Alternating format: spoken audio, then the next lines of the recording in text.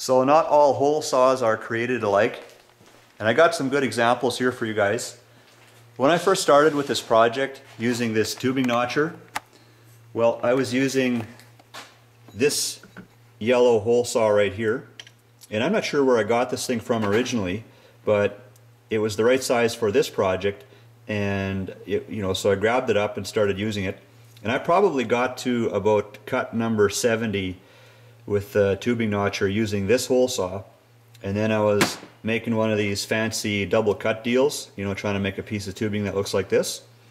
And they're a little tricky towards the end because it can hook that hole saw, and that's what happened. It hooked it really good, and I tore a couple of teeth out of it, and you can see some missing there. So then it was kind of like jumpy when I was using it, but otherwise I could have still used it for a number of cuts yet. It probably could have made it to an easy 100 yet. But anyways, so I set it aside, and then I got this one, a new yellow one, but it's not the same one as that, and it's a little longer and stuff. But this one cuts okay, but it seems like it's not centered. It wobbles. Like I'm cutting there, and it kind of wobbles like this, and so I don't like that. So I set that one aside. And then I got this one, and this one, it says bimetal on it, and I don't think I made 10 cuts with this hole saw, and look at the teeth on it, junk. So I set that one aside, and then I got this blue one. Like, these are $8. So this one cut okay, and I'm cutting there, I'm cutting away there, and it's all good, cutting away. But I was making another one of these double cut things. So there I was cutting away, and then sure enough it hooked again, making one of these, and then I tore the thread out of the hole saw. Tore the thread right out of here. So surprisingly, it didn't tear the thread here out of my little China tubing notcher, because this is the thread that matches the hole saw. And this thread held, so good for you, good for you. Anyways, yeah, so I had bought another one of these $8 hole saws, and now I'm done with these double cut deals. At least I think I am. So now we should be clear sailing. I got this one, runs nice and smooth. It doesn't wobble, and it cuts, and I won't have to put any serious abuse to it. So that's my story. So one of the things I've added since you guys were looking at this last is that X brace you see under the cage there. And also what I've been working on is I made this X brace on the side here also, well, both sides. And this is the lower A-arm is going to be on here. The top A-arm is going to be on here. And this little piece here coming off the X brace is a support for the upper rail here. And how I bridged it into there is this was another one of those double cut deals here. So it puts the support onto both of these and heads back out that way. But anyways, I'm going to show you what the engine bay looks like from up on top. You guys recognize this piece? It's going to be my donor for the radiator for this project now. So right over there you can see that X brace that I put in on the side. So here you can see both sides, the way they're made up. But yeah, so it's getting pretty beefy back there. Okay, so up next I want to do some cutting here.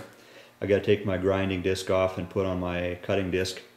What I want to do is I want to cut up the header a little bit on the engine here. So you can see it's got one of those H-type connectors right here. Well, I like that. That's going to stay. But what I'll do is I'm going to cut this off. I'll cut it off like right about here, and do the same thing on the other side. I'll cut that off, and later I want to change the angles here, but I want to keep these pieces because they're nice for slipping the pipe on and stuff. Hack job complete. That's what I just cut off there. So it's actually going to fit into the machine a little easier now too. Those little ears, they'd kind of always hook on the frame and stuff as I'm trying to drop the engine in there. And what I'm going to make later, it's going to have a different shape and it should be more user friendly for dropping it in there. But so as far as engine mounts and stuff goes, I haven't done anything with that at all. This bottom rail here,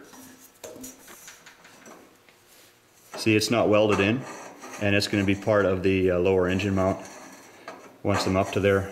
This one here is loose too. I can put them wherever I want. So it's handy. I mean, I can you know, fit it nicely when I'm ready for it. So what I want to do now is fit that engine in here one more time. Okay, so some big tape measure news here for you guys.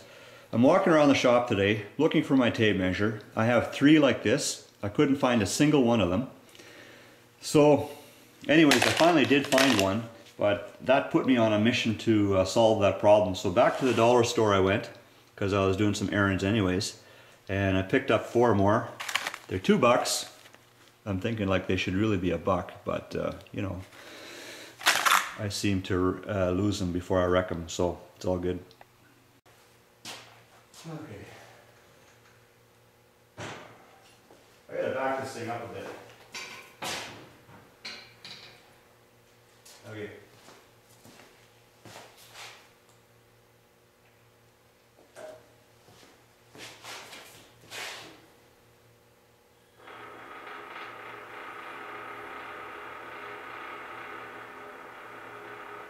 This crane sounds like it's like from like a real scary movie when I lower it down slow. It's all creaking there and the groaning there.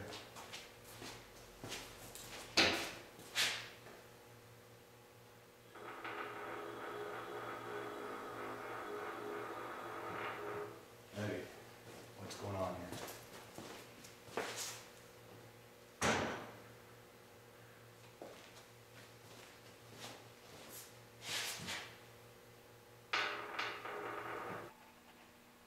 So this is basically how it's going to fit in the frame when it's all done. But when the engine mounts are done, it will sit a little bit higher than this. So you can see here how it's fitting in there. So up on top here is going to be an engine mount right here along this part of the frame. And then of course that one down on the bottom here, right there. So that's going to be, this is going to play a key role in that when that's all done. And there's 2 bolts on the side of the engine here, and that's going to make another mount. I'm going to build it into this area here. There's a piece of tubing that fills in this gap, and then it comes down into here, right into that area there. So that's going to be a really rigid spot right there. But anyways, there is an update for you guys.